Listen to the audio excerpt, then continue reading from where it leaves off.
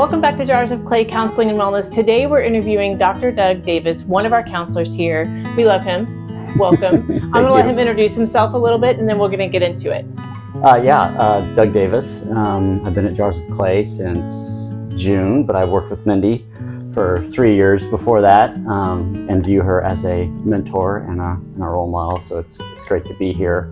I spent 30 years in public education as a teacher, coach, counselor, retired. And then just before I retired, I knew that God was wanting me, leading me towards the path of counseling. Have had it in my background for, forever. So he led me to go back and get my doctorate before I retired, and then moved me really quickly into counseling.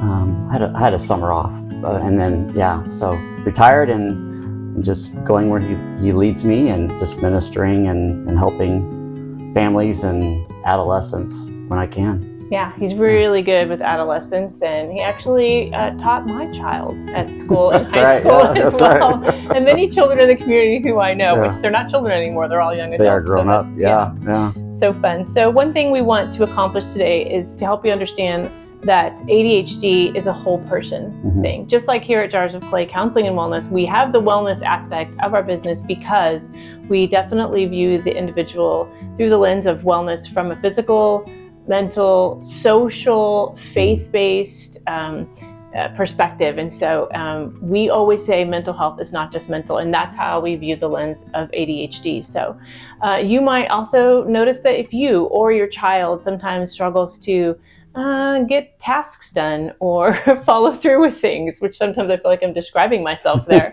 when we talk about ADHD, but it's definitely not a character problem. And that's something we want to talk about today. So we're just going to go through a series of questions and let Doug, Dr. Doug, I like to call him, just answer some questions. So here we go. All right. Talk to us about what ADHD actually affects in an individual's life. That's a big question. So I think from the neuropsych approach, which is kind of where I kind of specialize, there's just things are not easy for the brain. The brain is generally overwhelmed. It's very taxed. It's just not, like when we view adolescence, it's just not developing. It will eventually, but just currently at the period where you have where everything is changing, everything is growing, everything is developing. The brain, what we know now is that basically our bodies are developing faster. The physical development's happening faster, but the mental development is happening slower. So those developmentally are supposed to happen together.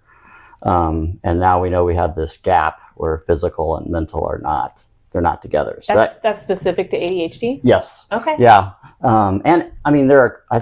I think I see it with anxiety and depression as well in adolescence, but definitely in ADHD, we know neurologically that we've got this gap that creates this crisis in the brain with everything that's going on. And so we know the brain is really overwhelmed. It's really taxed. It's not in a place where it can manage the day-to-day activities, especially when you throw in school. And school is by far the number one stressor in my clients. It just totally drains the brain. Because the brain it will catch up developmentally, but at the point where they are, it's just creating this gap and strain, and it's overwhelmed, it's tired. And then especially what we know is that in the developmental process, what we're seeing today is that the brain of adolescents gets stuck in kind of the emotional centers or the midbrain area. And so it's supposed to, again, go from midbrain to forebrain, which is where we have all our executive functions. So it kind of gets stuck in that midbrain area where it's not able to touch daily all the forebrain areas that normally it would. And so that just creates, anything from attention to focus to prioritizing to planning, even though it's stuck in the limbic system in that core area, which is mostly like the amygdala and the emotional regulation is in the frontal lobe. So that's where they're not getting that. So they tend to be more emotional, which again is normal for teenage development, adolescent development, but they're just stuck there a little bit more. So they process everything emotionally. Everything's filtered through emotions, and they're not able to kind of touch that filter that helps them, be able to look past that and move past it. She's using a lot of big words today about the brain. Sorry. But Sorry. So, I like it because when I asked Doug what his hobbies were, I think one of the hobbies that you mentioned was like neuroscience in the brain. Yes. Yeah. I'm very, I do. Even now I'm retired. I mean, I just love the research. I love just figuring out what's going on, what's new. I mean, we, in neuroscience and neurology, I mean, we learn something new about the brain every week. So it's just like a frontier. And so, it's kind of, I think God's put it in me just to try to understand it. And that's what really motivates me. Okay. Yeah. Sometimes ADHD behaviors kind of get misled to be laziness or defiance. You talked a little bit about developmental immaturity, lack of motivation. Talk to us about that because, I worked with a lot of ADHD kids when I used to work in the school system as well. And like that is a real thing, but it's not always the case. Yeah. Talk to us about that a little bit. Yeah, absolutely true. I think the best way to there's several ways to kind of understand it, but the brain, the ADHD brain is just so taxed and overwhelmed. It's like, it's kind of like where we all get to where we're just like in overload, and their brain's like that all the time. So it's like they're working with the brain that's just not going to work for them. And so, they can't get the brain to do what they want it to do. Like they would love to be able to, to push through, to be motivated, to be able to pay attention, but like they're just constantly working with a brain that just doesn't respond. So it's kind of like, that would be very frustrating. And that would be very hard as well. I mean, I know we've all experienced times where, we get home and it's like, it's just, my brain's just had it for the day. Yeah. And they feel like that generally from the time they wake up. And then by the time they get back home at night, it's just really, really bad. I mean, they just have been trying to push through. I have a great quote from one of my clients. And she said, school's a huge stressor. She has ADHD, but she articulates it very well. But she said, I go to school all day and I feel like I'm drowning. I'm just treading water because my brain and then I finally get home and then, I get that's the time I want to rest. I want to recoup. But she goes, but then my parents just throw me back in the water. So, because they just didn't understand, the parents were like, well, she's lazy. She's not. She just did not have energy. She just couldn't cope with. And I think a lot of times too, I use the term supply demand. So with ADHD, the demand is higher than supply. And that's constantly the way they live their life, is that their brain energy and supply cannot meet the demand that's placed on them. So they're always feeling like they're at a deficit. Things can't work. And then they begin to shame themselves, the guilt themselves. What's wrong with me? I'm different.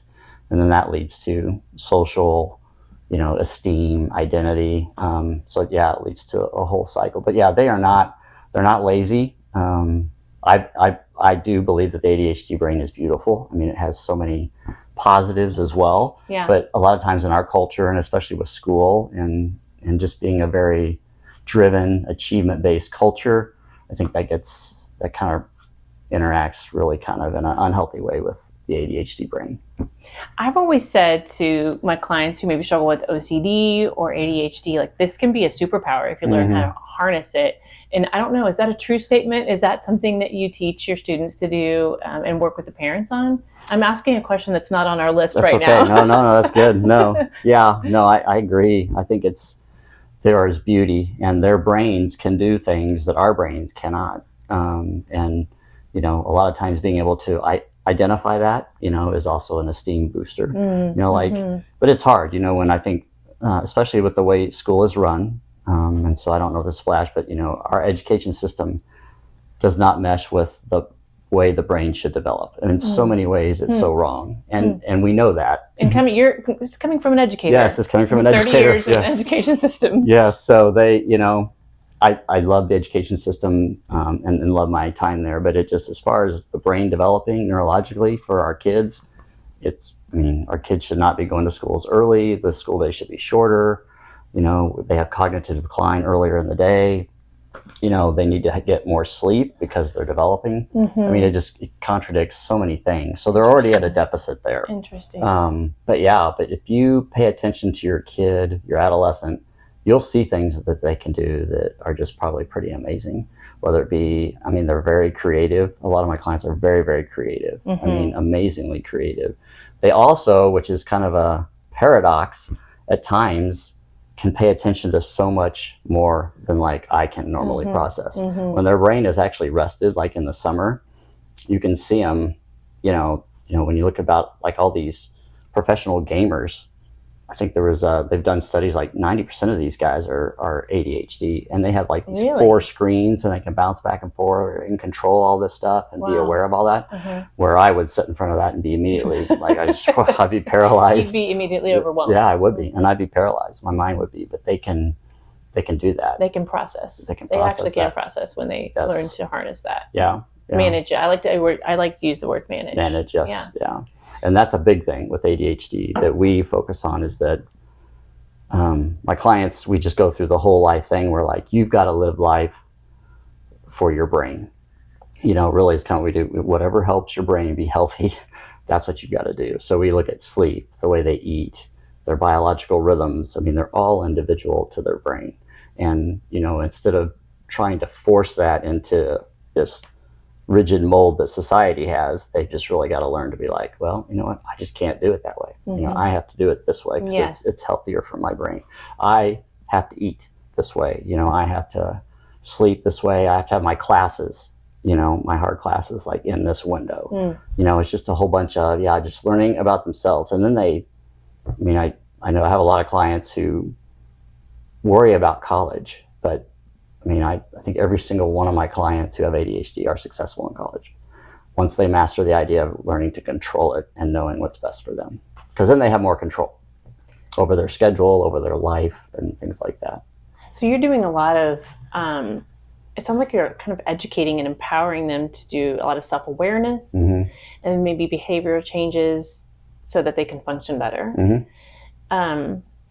When you talked about school, and again, this is a question that just popped up. It's not on our question list of questions, Doug. I'm sorry. You have seen a rise in homeschooling.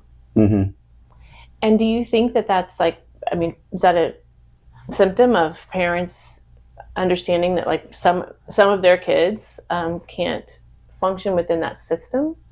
I don't know. I think so. I think, I do think that is a symptom. I think that, and I think that, again, there's no perfect education system, or everybody would be doing it. True. So, and also the family, some families can do homeschooling, some cannot. But there's hybrid models out there as well. There's just all kinds. And again, what I always say is that, it's the individual kid that really matters, and I think that's the big thing. Homeschool is definitely more individual. But some of my clients are in public school and they thrive. They do thrive. Yeah, okay. Absolutely. Yeah. So, but I think they thrive with boundaries that they learn that, they have to learn them. Yeah. Like not overcommitting, hey, why don't we dial that back? You need to prioritize sleep. The number of activities does matter because they're all in the brain and it just drains the brain. So there's just a bunch of that. But I definitely see that there's a merit there. Okay. Yeah, and in a society that is so activity driven, helping parents understand, what are you doing when you're working with kids? I'm assuming that you're doing some work with the parents as well and educating them. Talk to us a little bit about that. Yeah, so really a lot of the supply demand concept with parents is that, like especially with family schedules, family rhythms, just understand that, your kid is, again, starting with a deficit all day, pretty much can't meet demand. And so, that really should control the way the family rhythm moves. And not that it should monopolize it, because we don't ever want that. Okay. And we don't want the child to hold the family hostage. Okay. Do you see that happening kind of in the beginning before parents are trying to get a grasp on it and understanding it? Sometimes accidentally, Absolutely. One specific child is holding the family hostage because things kind of got out of hand and the parents didn't know what was going on. Yes. Yeah. Okay. Yeah. And again, I think that would be a real natural response. They're trying to love Makes that sense. child and Absolutely. help that child. Yeah. Yeah. But yeah, a lot of times that then is what leads them in, which is good. And then we can, definitely work with that. And then it's always good too for that child to realize, it's self-awareness. So develop that, and that it is the family, right? When you behave certain ways, you cannot hold your family hostage. That's not good for your family. So there's a lot of, but they're just trying to make it. Yeah. They're just trying to survive. They're just trying to survive. And so that's why a lot of times their focus is so internal, because they're just overwhelmed all the time.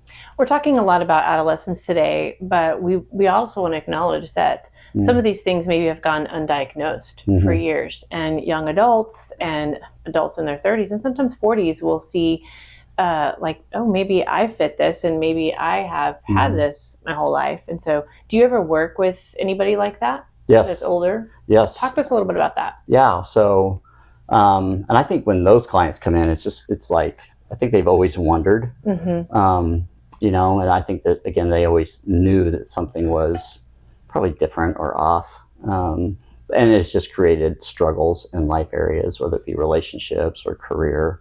And so, to be able to, some people it helps to give them a name for it. But also some people, I think of my clients, sometimes they just want to know what's going on in the brain and why the brain is not functioning in a way that helps them. And so, I tend to lean towards the second. I mean, we can label things and I can diagnose things, but, I think it's important just to kind of, based on what I hear, to tell them, this is probably what's going on in the brain. And it doesn't mean if the brain's not in a good place or not healthy that it can't get healthy. And then we work on making those changes to get it healthy. So, but yeah, a lot of adults come in and they're like, and sometimes it's for marriage problems or career problems, whatever. And then we get it back into that it's, and I think your brain is more like an ADHD brain. And I think that, so let's embrace that, but then find ways that we can make it work for you. Yeah. And that it's not the supply demand issue. I love that supply demand. I've never ever heard anyone do that and talk about that, but it makes so much sense when there's just a supply demand problem. Right. I'm assuming that typically when you mentioned this already, that the kids or the adolescents will come in with a lot of shame, and I want you to talk about that too, like what that leads to, what path that can sometimes lead to in their choices and their behaviors, but also when parents realize, oh, there's something going on here, and maybe I've been too hard or rigid and just thought my child was lazy or defiant. Do you deal with shame, like mom guilt or parent guilt at all? Yeah, talk about that. Yeah, so once parents, have the revelation or they start to understand what's really going on, there can definitely be some guilt there, from just them not understanding, trying to do the best that they can. Yeah. Again, parents are also in survival mode a lot of times too. Yes, they are. Yeah. And especially when, there's more than one kid, and, as we all know, parenting is overwhelming anyway. Absolutely. And so just being able to walk through that, that's not the healthy way to look at it. Parents love their children and are trying to help their children or child thrive. And sometimes it's just really hard. Sometimes there's more to it, or they're comparing themselves to other families or other parents. I get that a lot as well. And so that creates that kind of shame and guilt, or that there's something wrong with them or their parenting. And so, just being able to holistically deal with all of that in a family, and talk openly and honestly about it. And then, of course, with the individual that has ADHD, they're, again, it's because their brain is not allowing them to thrive or succeed in a world that definitely has culture-specific things that, and so that creates that, well, I'm not able to do this, or all my other peers are doing this or whatever, and I'm not able to do that. And so that creates definitely there's a lot of esteem and identity that's wrapped up in ADHD, and then also social. Yeah, social is a big one, because they generally, they are kind of, it's sometimes overwhelming to their friends or to their peers for a period of time, and that, that just creates issues with social development and things like that. So, if you get an adolescent in here and you're sort of looking back to see where this has affected them historically in their life, do you hear stories of like, oh, I like the part about being overwhelming to their peers or their teachers or whatever. Had they felt that for a while? Yes. Like into their elementary school years. Absolutely. Okay. Yeah. And then you get the comments where, like, I'm different, or I can't make friends like so-and-so, or, I can't, it breaks your heart, but I can't pay attention, or I can't sit still. And just some of those, things that go way back, that they have noticed. Yeah. Yeah. So that shame is historical, like even into childhood. And right. Yeah. And knowing they're different and why and how, and they don't like that difference. Yeah, there's a lot of that to unpack as well. So if you're also an adult and you've been feeling that since your childhood as well, like understanding that you've just been in survival mode as well. So there's hope for you. Absolutely. Yeah, absolutely. And you talked about the brain. So kind of going back a little bit, I just thought, like, go back to the brain part a little bit about it being very moldable and changeable and healing. And you can find healing. Can you go back to that a little bit and talk about that? Yeah, sure. So, I think in most of my clients, without a doubt, and you can read, there's obviously research out there, but I like really focusing on my clients, and clinically, they teach me the most. And so when I see my clients, their brains just mold and healed and definitely catch up. And again, like I said, so many of my clients who have struggled as a child and adolescent, but are succeeding in amazing ways in college, and then go on to do whatever they want, once they kind of rein in how their brain works and how their rhythms need to be. Once they master all that, I truly believe that anything is possible. And we do know that the brain is still developing. Depending on neuroscience, 21 to 25. Plasticity, our brain does have the ability to rewire, after an injury or anything. And we do believe that plasticity continues on past the developmental mark. So it just doesn't happen as well when you're older. But yeah, so so you and I are a little bit. What are you trying to say? Yeah. So my clients like that when I remind them that your brain's much more placid than my brain is. But yeah, there is hope, and the brain can change, and the brain can develop, and it can do so very quickly. That's also the other thing, is that they could have a year of it just being like a fall semester, it's really bad, and then go back in the spring semester, and everything just kind of starts to right itself. It just kind of starts to fit in, and you can really just tell that the brain's decided to kind of catch up and move and restore. And yeah, there's hope. I think there's also celebration in that. I think also that the brain it so much points to God. It's just so divine in its creation and how it works. So talk a little bit about the structure and the habits, or the compassion, the skills, the accountability, the therapy, and maybe even sometimes medical support that helps with all of these changes and the hope that can happen. Yeah. So I think, so with ADHD, again, I think if we go back to, I think, mainstream counseling and the medical field, obviously there's the lack of dopamine and norepinephrine. So that's kind of our two key factors. I also believe that there's a deficit in serotonin and GABA.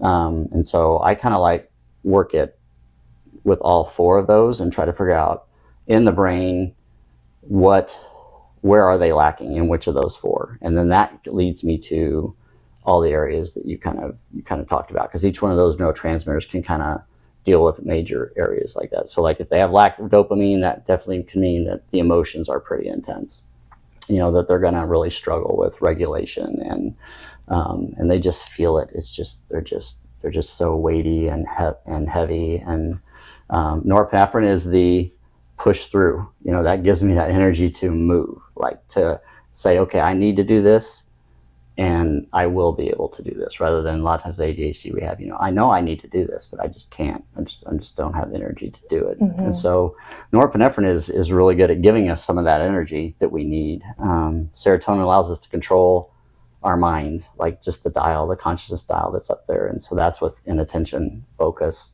And then GABA, a lot of times is like, just helps our brain chill and relax, and definitely with certain types of ADHD. I think, oh, by the way, so I come from the camp that there are more than one, like all ADHD is not the same. There are at least 7 different types. It's a good camp. We like that camp. Yes, yeah. So Dr. Amen, I'm just reading a book, Dr. Wheeler, I think. I believe there could be as many as 9. But definitely, we know if we take 100 ADHD subjects and we scan their brains, that none of their brains are going to look the same. Right. It's always different. Right. So, but some of those, the brain just is raging. It just kind of rages in certain areas. And so it lacks the ability to calm itself. So we can see that also when, if clients get in those moments where they just have those deep emotional experiences and then they get angry, they get, and it's just like they can't stop. And that's really GABA kind of helps that happen. And so definitely, I think they call it ring of fire, is what Dr. Amen calls it. But definitely you can see that there. So I kind of figure out, what are they struggling with? And there could be a lot of them, and it could be more than one neurotransmitter, which again is perfectly fine, because that just means, again, the brain's still developing. And so I do believe it'll catch up in those areas, but how do we manage those areas?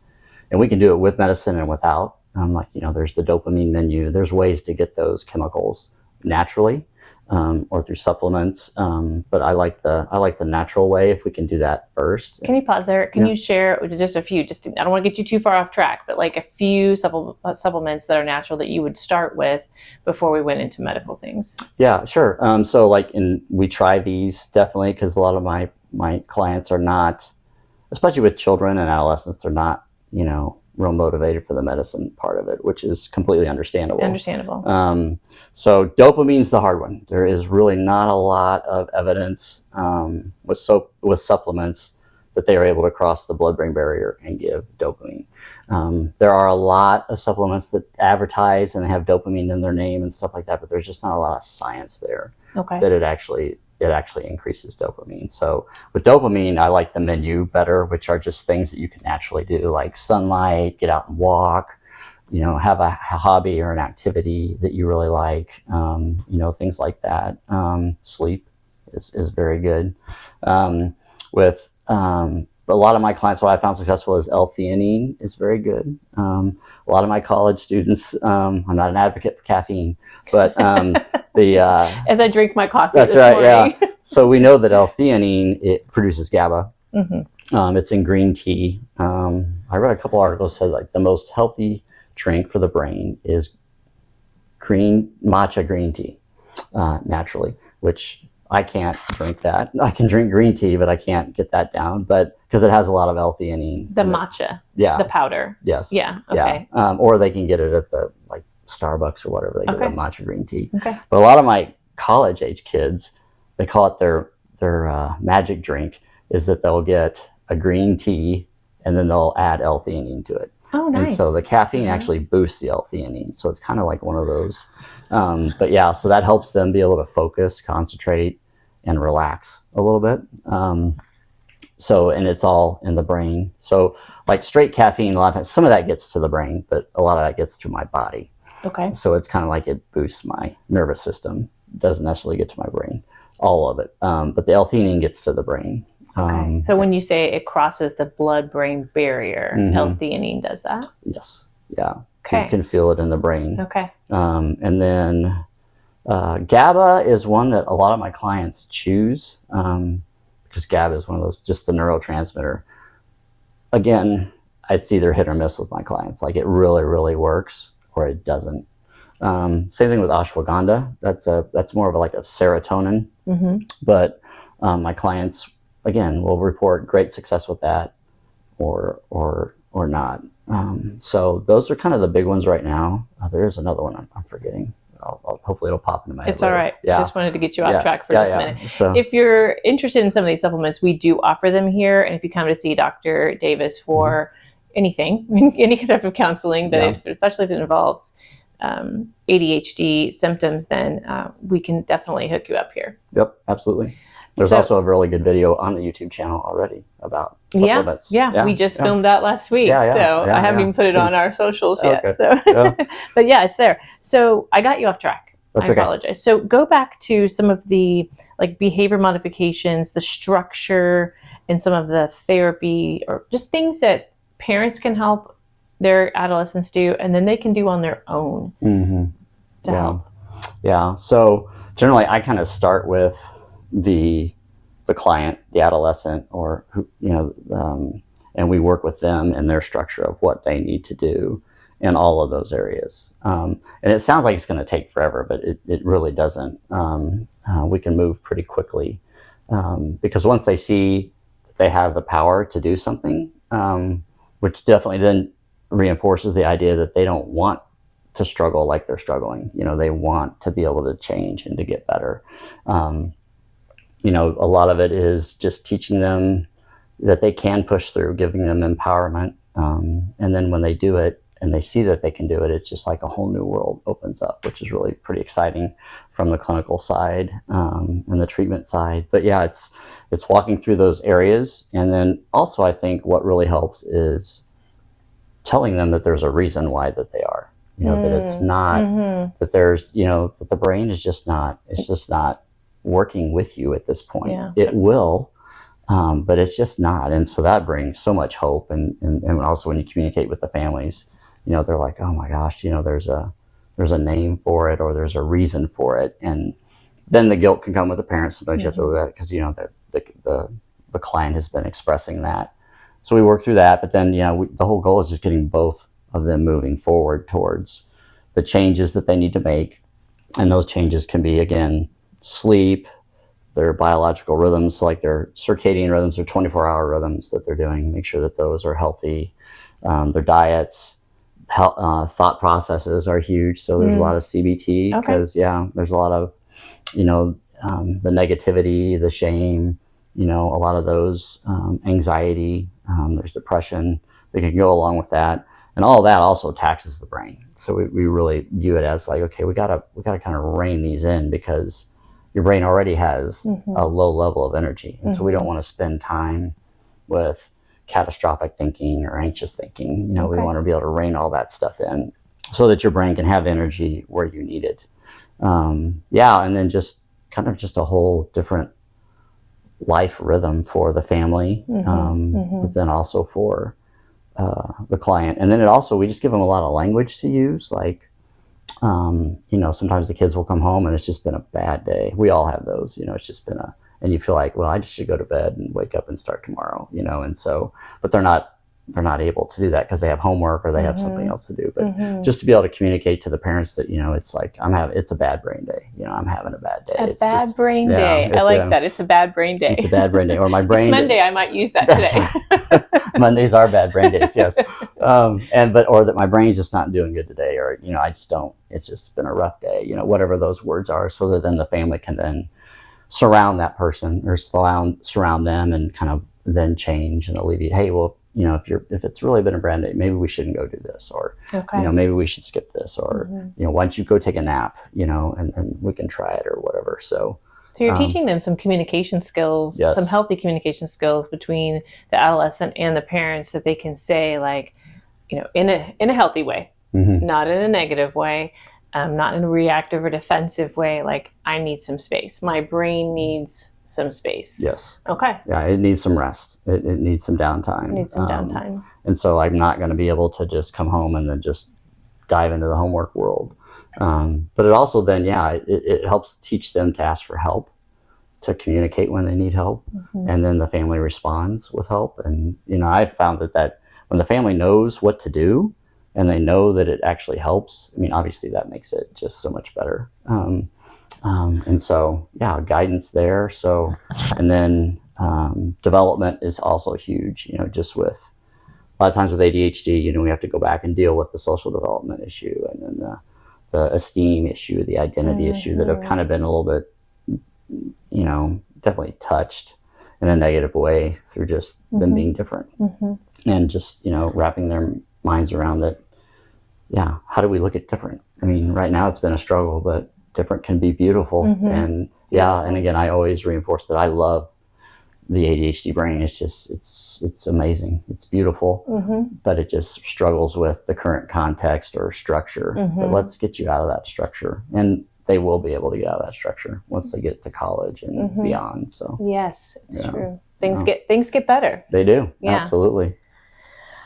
I think I'd like to touch real quickly on, you've mentioned it a little bit here about how you don't necessarily like to use like the diagnosis language and stuff like there, but they're a person and they're a whole being, and they're a child of God beyond this thing called ADHD. They have so much capacity.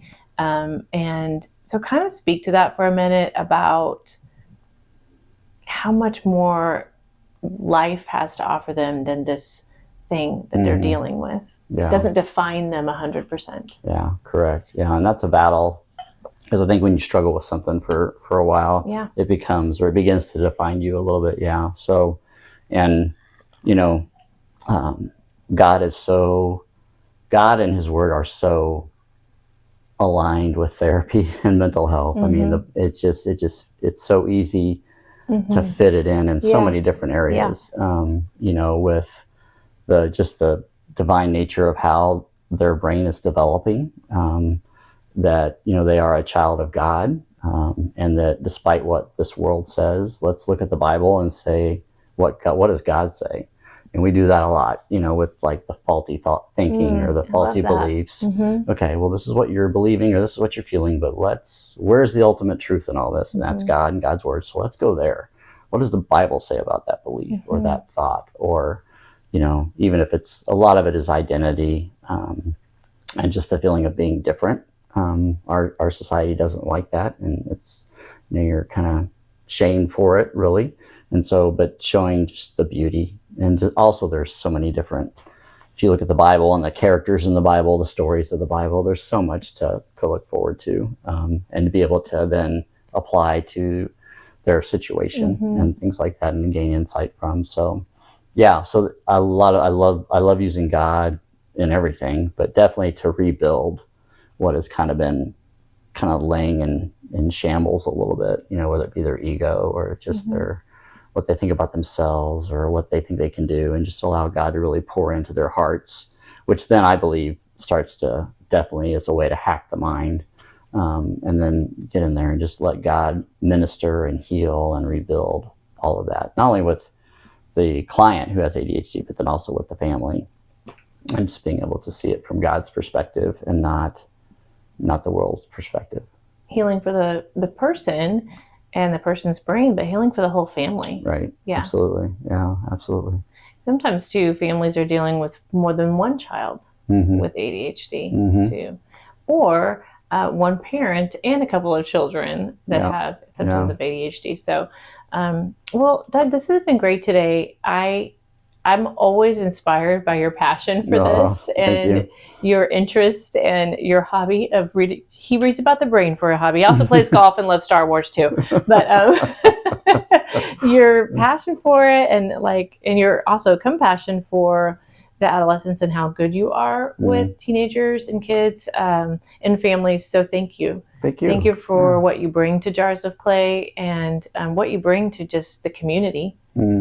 Definitely an asset to our whole community here, and we're so grateful that you're part of our team. Thank you. Yeah, I love being here. Yeah, if you want to work with Doug, he does work part-time because he is supposed to be retired. He's supposed to be retired, but he loves this so much that he does this even in his retirement. So he does have a pretty tight schedule. I think it stays pretty full, but you can hop on our website at jarsofclayhealing.com, and there's a little button there that you can see if he has any openings and book with him. But also we have some upcoming podcasts here with you and our other counselor, Matt Breeze, who is diagnosed with ADHD also and works with a lot of teens and adolescents and children and adults with ADHD. And so we're going to do some future podcasts with the both of you.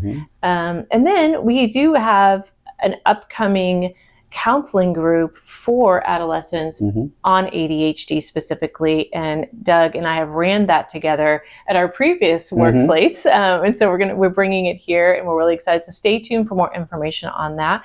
Do you have any last words? No, just that there's hope. Well, I guess that'd be yes. Yes, that there's hope. That there is hope. Yeah. You know, there's no matter how bad you think it is, or where you think that you are, or the family is, that there is hope. It takes work. It does take investment, but there is hope, and it can be a different type of journey instead of a journey of, you know, frustration and shame and guilt and exhaustion. You know, it can be a different journey. And I also think that's one of the main themes of the Bible. You know, it can be a different journey. It can be a journey of redemption or just healing. So if you need help, please reach out. Thanks, Doug. Yeah, thank you. High five.